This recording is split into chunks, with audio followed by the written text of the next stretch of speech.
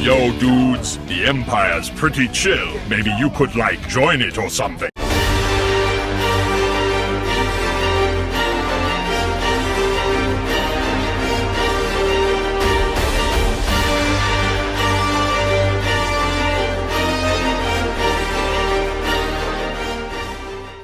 Hey everyone, Lucamus Prime here. So it's time for another franchise ranking video today, and today guys I'm going to be ranking another science fiction franchise, an action comedy movie franchise as well, and today's franchise guys will be for the Men in Black movies. So guys, there are 3 main movies in this franchise and 1 spin-off, and I'm going to be ranking them from best to worst in my personal opinion. So if you guys don't agree, that's absolutely fine, but please respect my opinion just like I respect yours.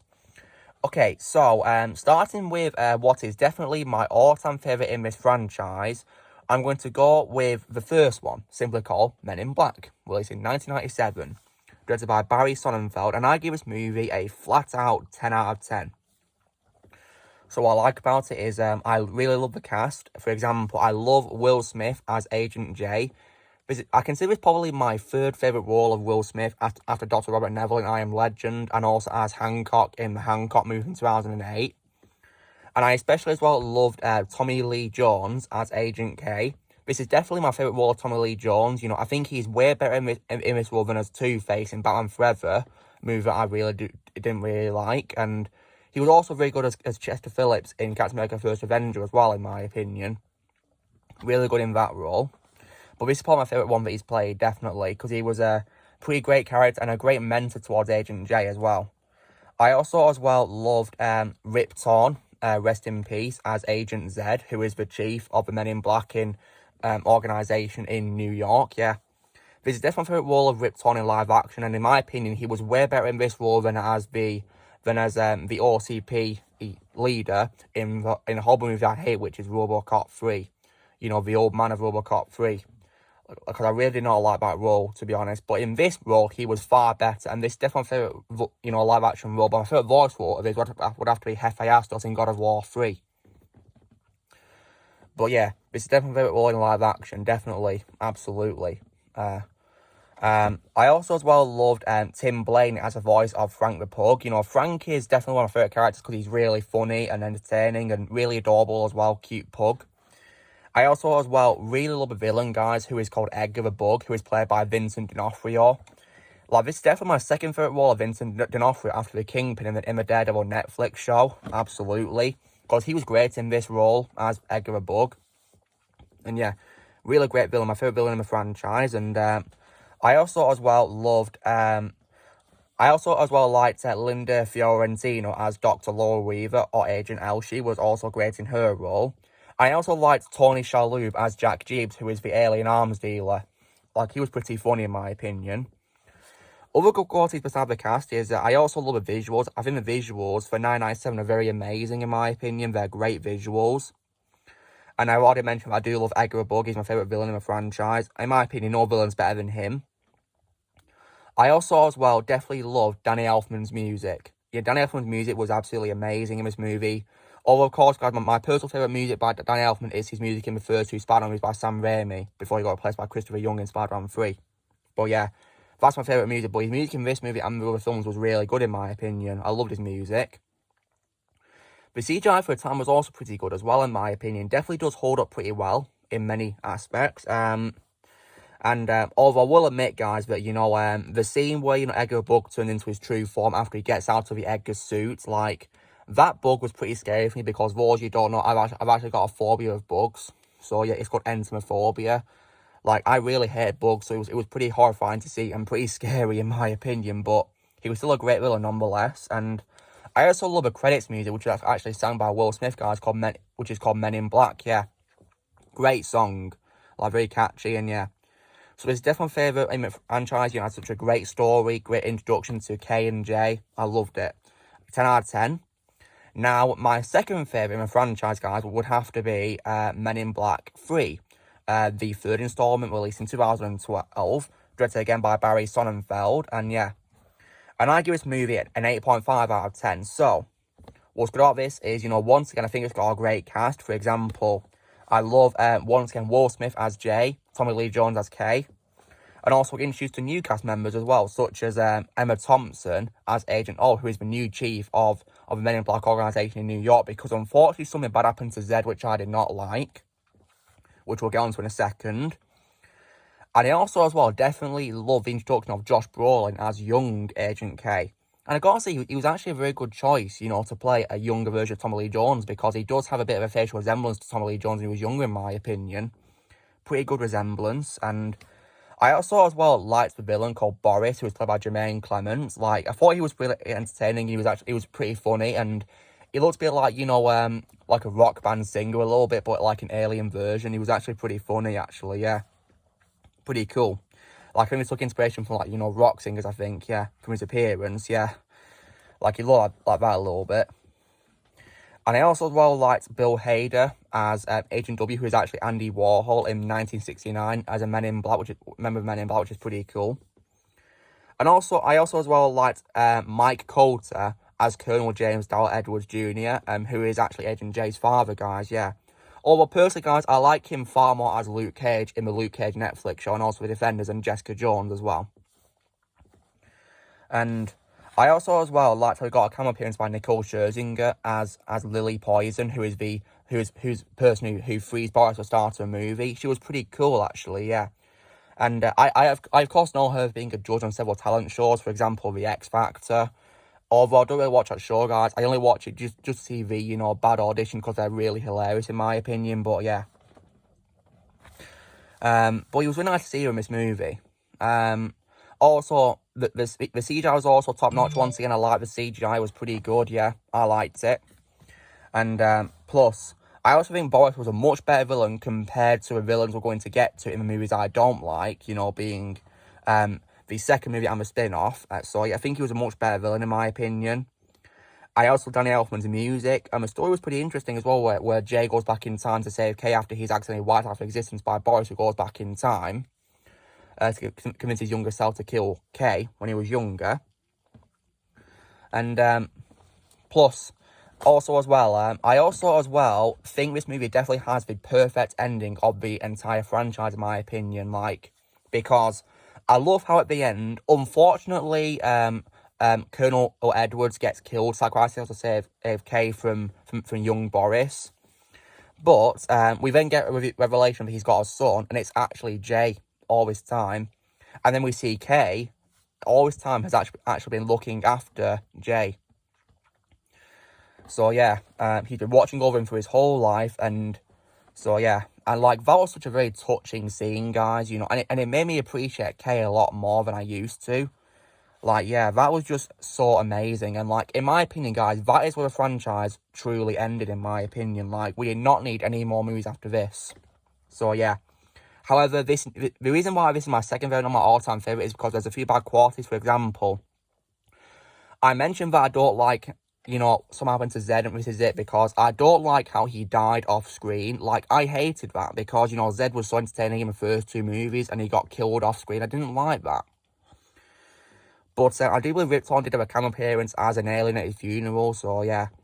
But the thing is, though, guys, Rip Torn was in good health to play Zed, because in 2015, guys, you know, he appeared as Zed in you know, an Air New Zealand advert featuring Men in Black characters. He appeared in alongside Frank LaPug, and yeah, he was in good health. He could have returned in this movie, but he didn't, which was disappointing. So yeah, that advert was great, though, guys. Definitely better than the next movie after this in the series. So yeah.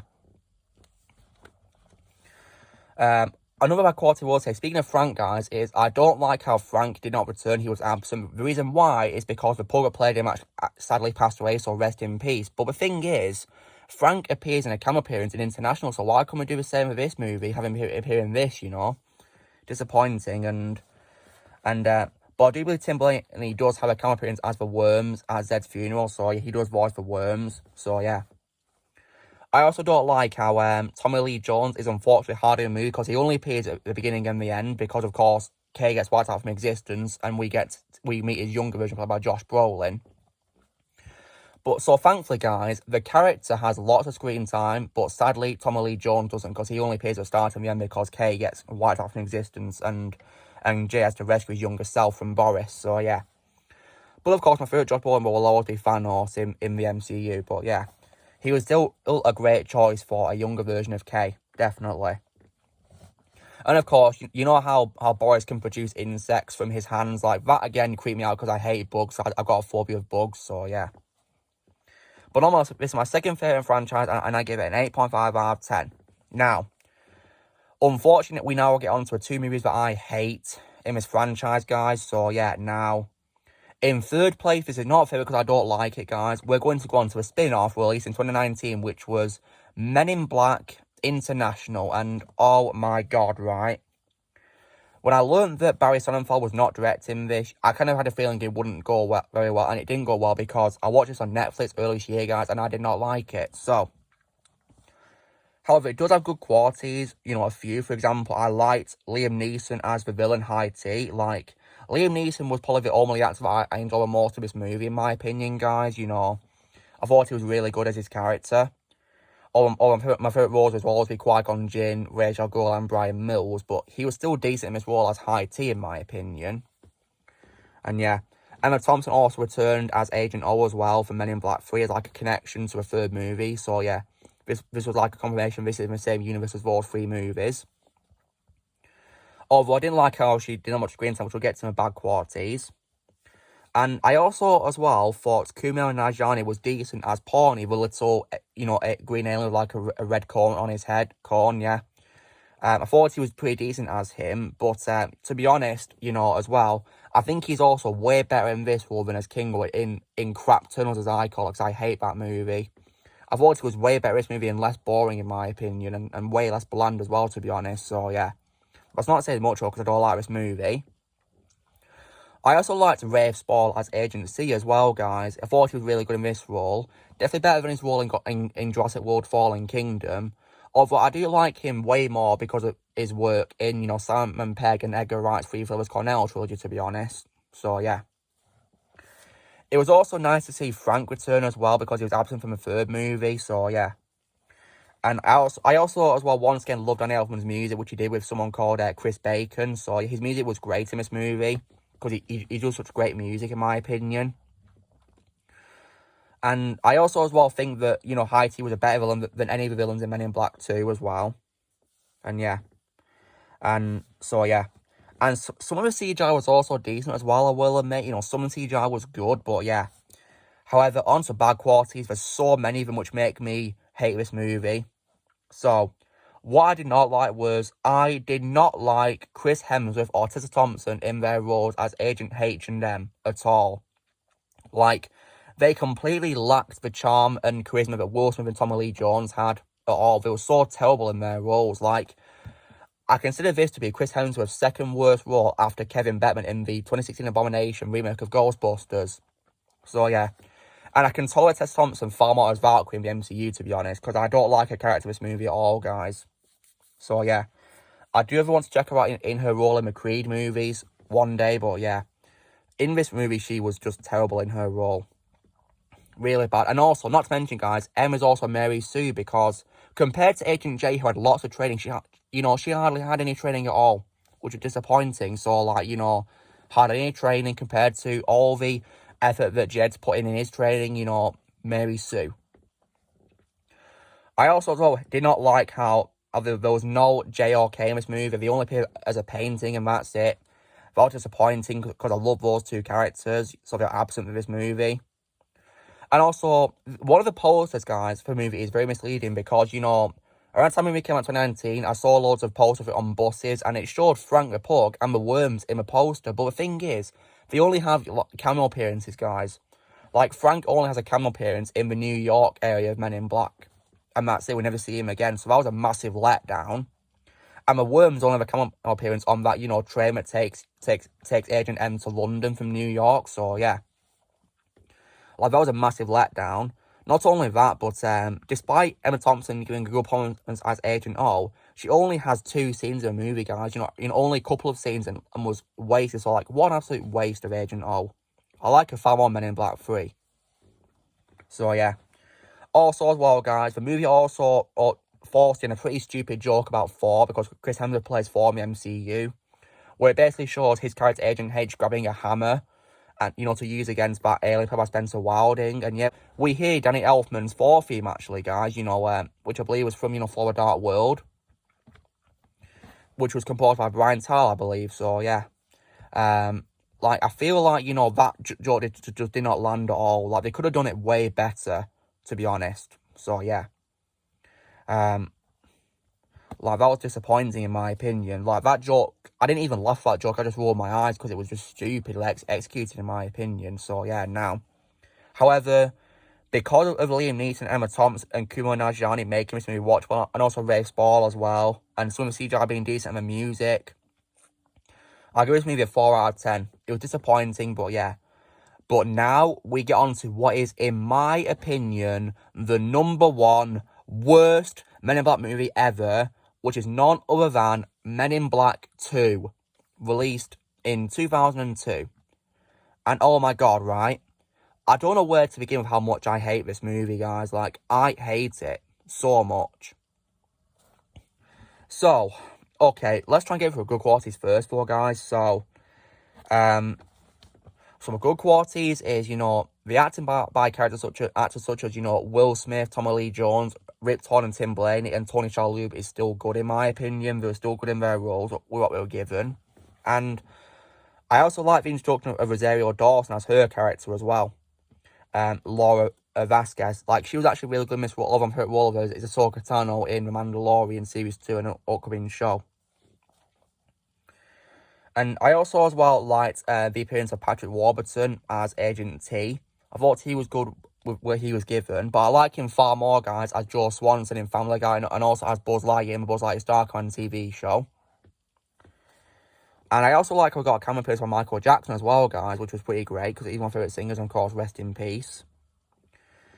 And also, Danny Elfman's music was still great as usual. You know, he was a great composer with his music, and I also liked as well how Frank had a much bigger role than the first movie. I guess that was one good thing. Not really saying much, but on to bad qualities. Oh god, I don't know where to begin. Okay, so I think the worst thing about this movie, guys, was definitely the villains, because the villains were so annoying and a big letdown compared to Edgar Borgen, you know, Boris, and High T even.